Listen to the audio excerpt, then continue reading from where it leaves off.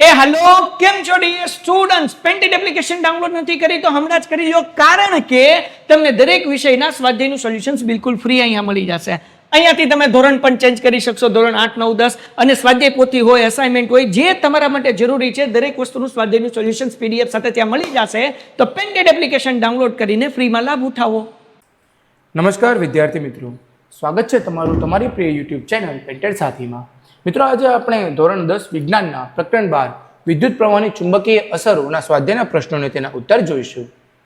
પ્રશ્ન 1, લાંબા વિદ્યુત પ્રવાહ ધારિત સુરેખ તાર નજીક ચુંબકીય ક્ષેત્ર માટે નીચેનામાંથી કયું વિધાન સાચું છે? જવાબ ડી, ક્ષેત્ર તાર પર કેન્દ્ર ધરાવતા સમકેન્દ્રીય વર્તુળોનું બનેલું છે। 2, શોર્ટ સર્કિટ વખતે સર્કિટમાં વિદ્યુત પ્રવાહ જવાબ સી ખૂબ વધી જાય છે। પ્રશ્ન 3, નીચેના વિધાનો સાચા છે કે ખોટા તે જણાવો। એ, વિદ્યુત પ્રવાહ ધારિત લાંબી વર્તુળાકાર કોઇલ ના કેન્દ્ર પરનું ક્ષેત્ર સમાંતર સુરેખ રેખાઓ હોય છે। બી, વિદ્યુત પુરવઠામાં લીલા રંગનું અવાહક પડ ધરાવતો વ્યાયામ વાયર સામાન્ય રીતે લાઈવ જીવંત વાયર હોય છે।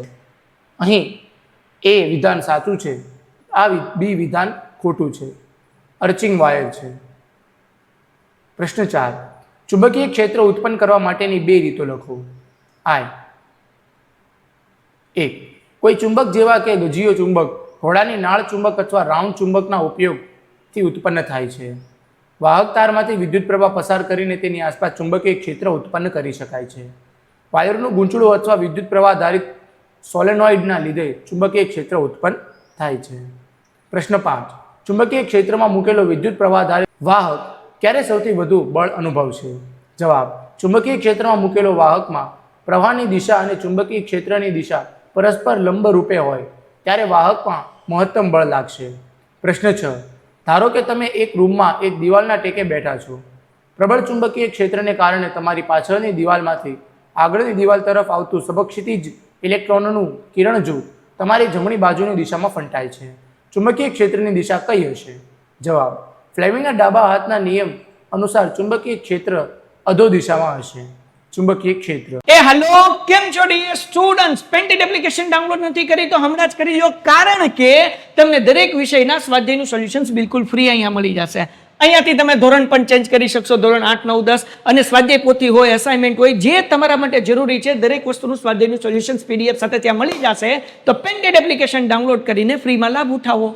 પ્રશ્ન 7, 1, વિદ્યુત પ્રવાહ ધારિત સુરેખ વાહક તારની આસપાસ ઉત્પન્ન થતા ચુંબકીય ક્ષેત્રની દિશા નક્કી કરવા માટેનો નિયમ લખો।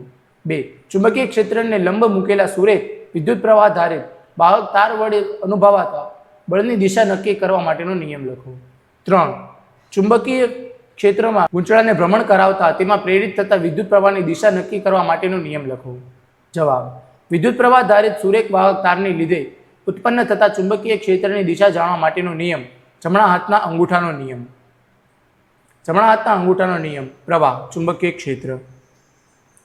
2, ચુંબકીય ક્ષેત્રને લંબ મૂકેલા સુરેખ વિદ્યુત પ્રવાહ ધારિત વાહક પર લાગતા બળની દિશા નક્કી કરવા માટેનો નિયમ ફ્લેમિંગના ડાબા હાથનો નિયમ। તમારા ડાબા હાથનો અંગૂઠો પ્રથમ આંગળીઓ અને વચ્ચેની આંગળીઓને એવી રીતે પ્રસારો કે જેથી તે પરસ્પર લંબ રહે અને જો પ્રથમ આંગળી ચુંબકીય ક્ષેત્રની દિશામાં અને બીજી આંગળીઓ વિદ્યુત પ્રવાહની દિશામાં હોય તો અંગૂઠાની દિશા એ વાહક પર લાગતા બળની દિશા અથવા સ્થાનાંતરણની દિશા દર્શાવે। 3, ચુંબકીય ક્ષેત્રમાં ગૂંચળાને ભ્રમણ કરાવતા તેમાં પ્રેરિત થતા વિદ્યુત પ્રવાહની દિશા નક્કી કરવા માટેનો નિયમ એટલે ફ્લેમિંગના જમણા હાથનો નિયમ જે નીચે મુજબ છે। નિયમ, જમણા હાથની તર્જની મધ્યમાં આંગળી તથા અંગૂઠાની આકૃતિમાં દર્શાવ્યા પ્રમાણે એવી રીતે ગોઠવો જેથી ત્રણેય એકબીજાને લંબ રહે।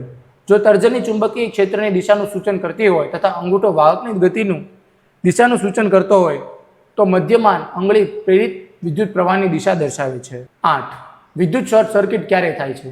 જવાબ, જ્યારે તારના અવાહક આવરણને નુકસાન થાય અને તાર ખુલ્લો થાય અને તે તેના જેવા બીજા તાર સાથે સંપર્કમાં આવે એટલે કે જીવંત વાયર અને ન્યુટ્રલ વાયર તેઓના સંપર્કમાં આવે ત્યારે પરિપથમાં વહેતો પ્રવાહ વધી જાય છે અને શોર્ટ સર્કિટ થાય છે।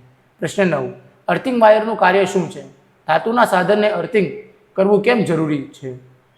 એક સામાન્ય ઘરેલું પરિપથનું રેખાચિત્ર। Earthing wire, live wire, neutral wire, વિદ્યુત બોર્ડનો ફ્યુઝ, વિદ્યુત મીટર, મેઇન સ્વિચ અને દરેક પરિપથના ફ્યુઝ ધરાવતું વિતરણ બોક્સ। 220 વોટ. મિત્રો, અહીં આપણો સ્વાધ્યાય એ પૂર્ણ થાય છે. તમે હજુ સુધી પેન્ટેડ સાથી સાથે ન જોડાયા હો તો આજે જ પેન્ટેડ સાથીને સબસ્ક્રાઇબ કરો.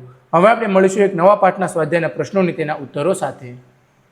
હેલો, કેમ છો dear students? Painted application download નથી કરી તો હમણાં જ કરી લો, કારણ કે તમને દરેક વિષયના સ્વાધ્યાયનું સોલ્યુશન્સ બિલકુલ ફ્રી અહીંયા મળી જશે. અહીંયાથી તમે ધોરણ પણ ચેન્જ કરી શકશો, ધોરણ 8, 9, 10 અને સ્વાધ્યાય પોથી હોય, અસાઇનમેન્ટ હોય, જે તમારા માટે જરૂરી છે દરેક વસ્તુનું સ્વાધ્યાયનું સોલ્યુશન્સ PDF સાથે ત્યાં મળી જશે. તો પેન્ટેડ એપ્લિકેશન ડાઉનલોડ કરીને ફ્રીમાં લાભ ઉઠાવો.